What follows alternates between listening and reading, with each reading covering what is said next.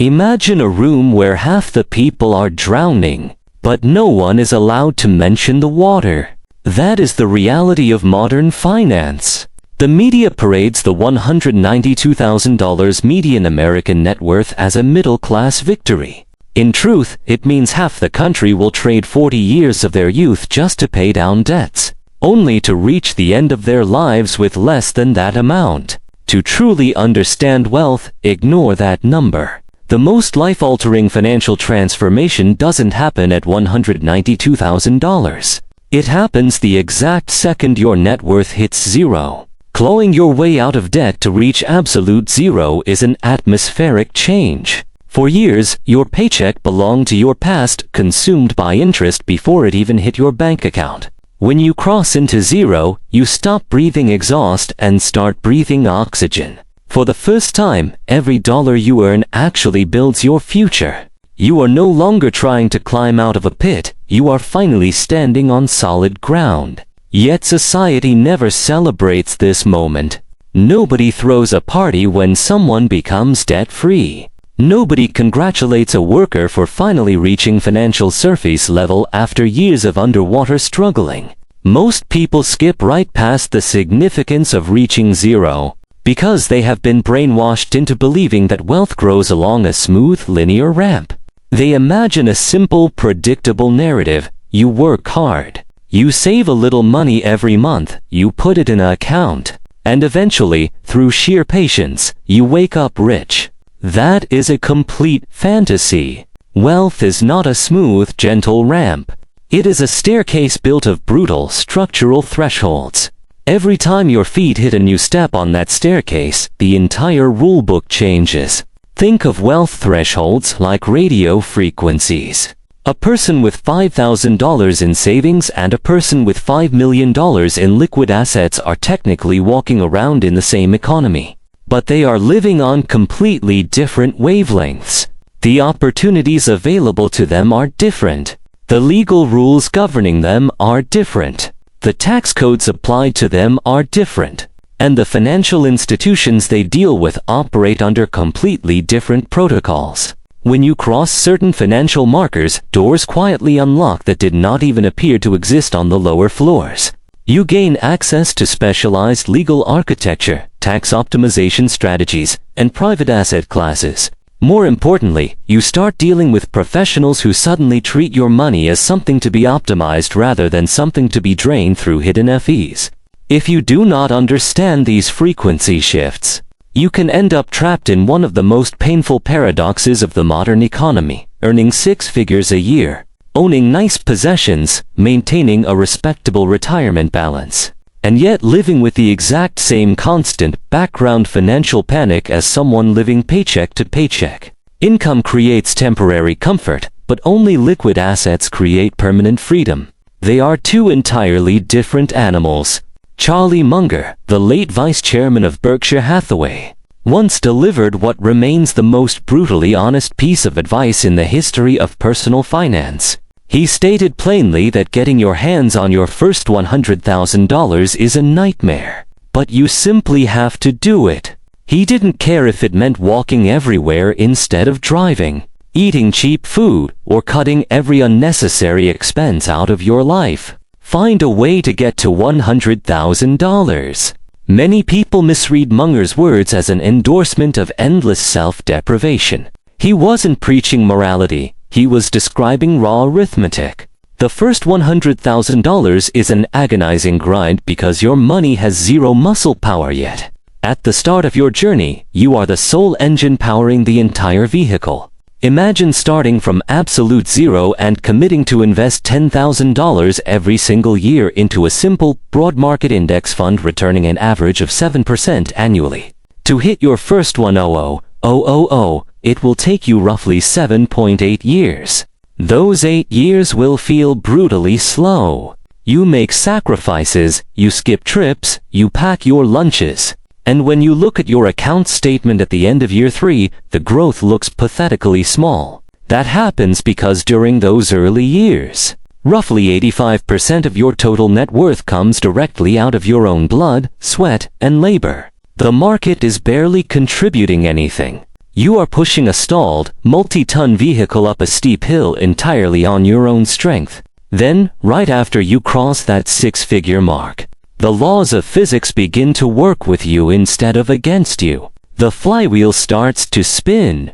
If you keep contributing that exact same $10,000 a year at the same 7% return, getting from $100,000 to $200,000 doesn't take another 8 years. It takes about 5 years. The third $100,000 takes under 4 years.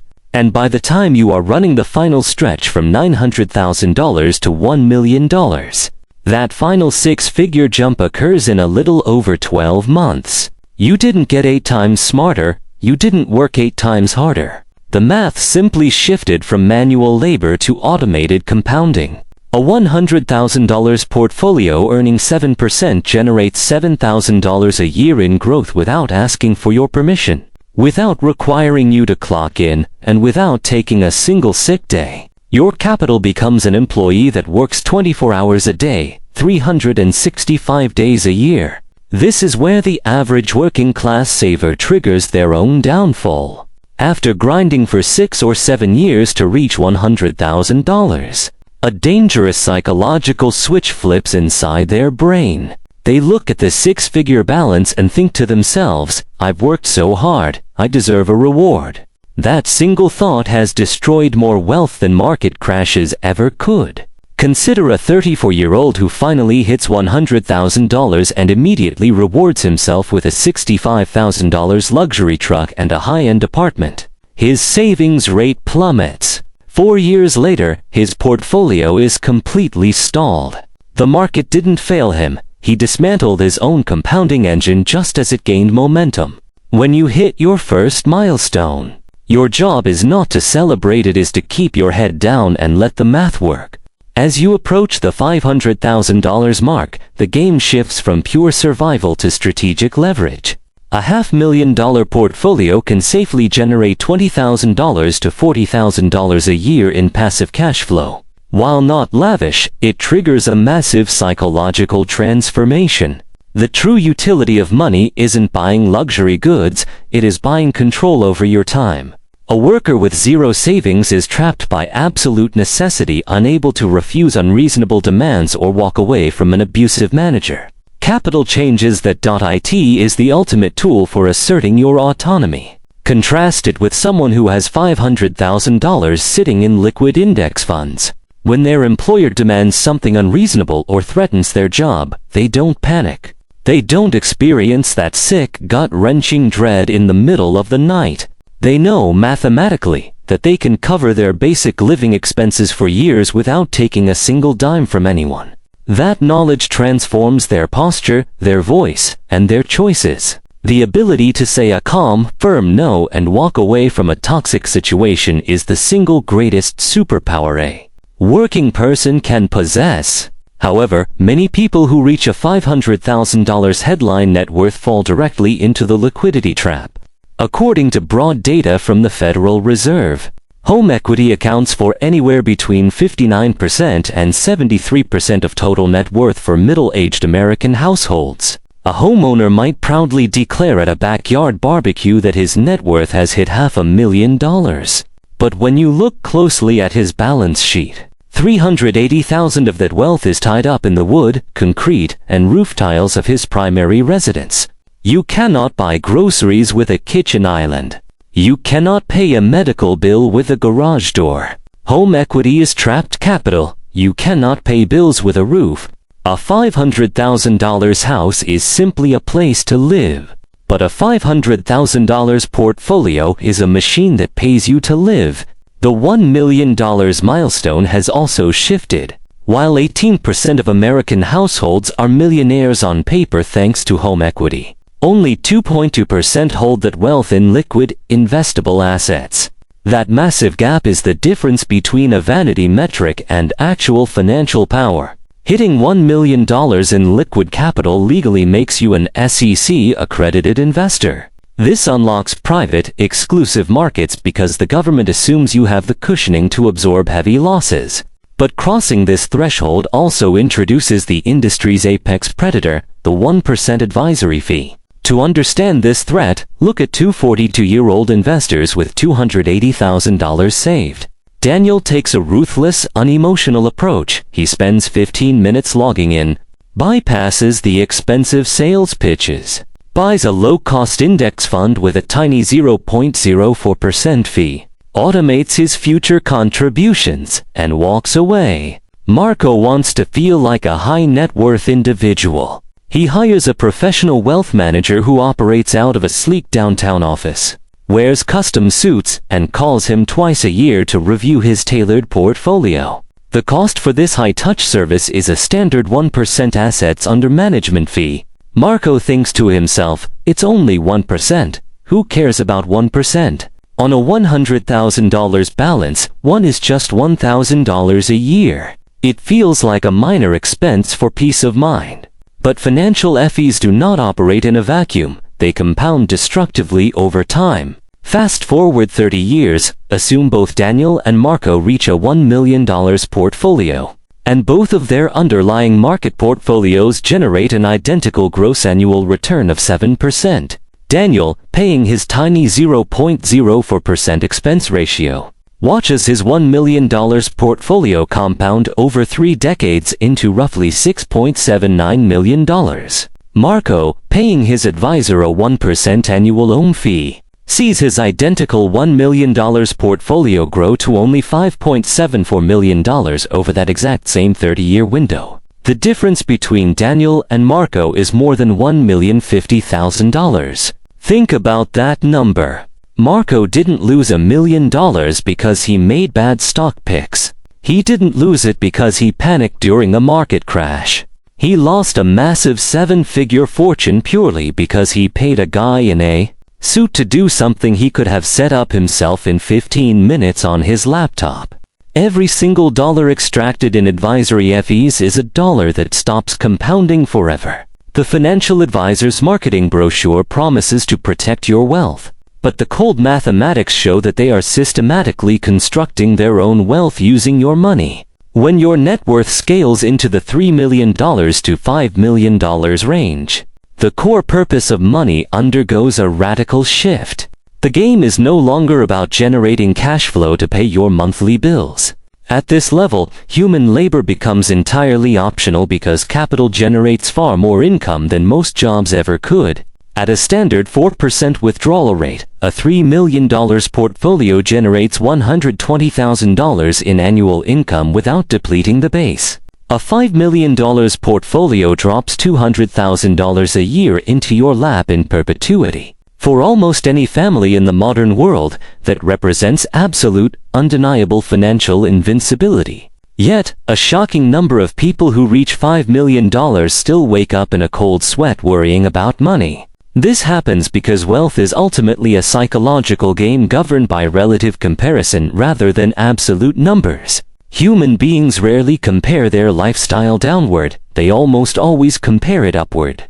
A worker with $3 million stops measuring his progress against his working class neighbors and starts measuring himself against the tech founder who just sold a company for $50 million or the executive flying on private jets. The goalposts keep moving because status anxiety has no natural boundary. If you can master the psychological side of money at the $3 million to $5 million level, your focus must shift from being a stock picker to becoming an asset architect.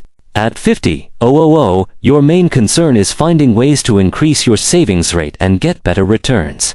At 5,000, your primary obsession must be legal asset protection, tax efficiency, entity design, and estate planning. At this tier, you qualify as a qualified purchaser under federal securities law, a designation reserved for individuals owning $5 million or more in investments. This opens up elite, institutional private funds that limit their total investor count to maintain specialized regulatory exemptions. But more importantly, it requires you to stop owning assets directly in your own name. Consider the tragic story of a business owner named Raphael. He spent 25 years grinding in the commercial HVAC industry, building a business from a single truck to a regional powerhouse. At age 52, he sold the company for $4.2 million after taxes.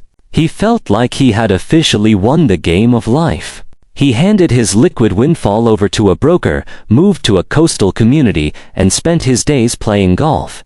However, Raphael never bothered to update his basic legal structure. He neglected to set up proper trusts, didn't create a comprehensive estate plan, and held his property in his personal name. When he passed away suddenly from a stroke at age 59, his family entered a legal nightmare. His estate was dragged through a public 14-month probate process. Federal estate taxes, state taxes, court administrative fees, and litigation costs tore through his assets. By the time the legal dust settled, his widow and children received barely 60% of the fortune he had spent a quarter-century building.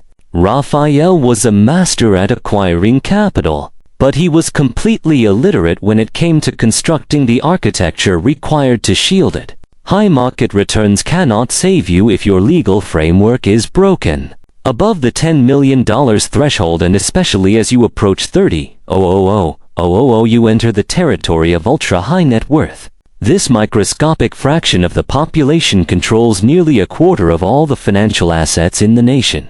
At this tier, wealth stops being an investment account and becomes a private corporation. The ultra-wealthy don't use standard advisors. They build single-family offices costing millions in annual overhead for dedicated legal and tax teams. Elite bank divisions require $50 million just to sit in their lobby, focusing on global tax optimization rather than stock tips. The biggest mistake normal investors make is trying to copy them. The ultra-wealthy use exotic financial instruments because they have extraordinarily complex legal problems, like shielding $100 million from a 40% estate tax across 3 countries. You are simply trying to get your first $100,000 into an index fund so you can stop being a slave to your alarm clock.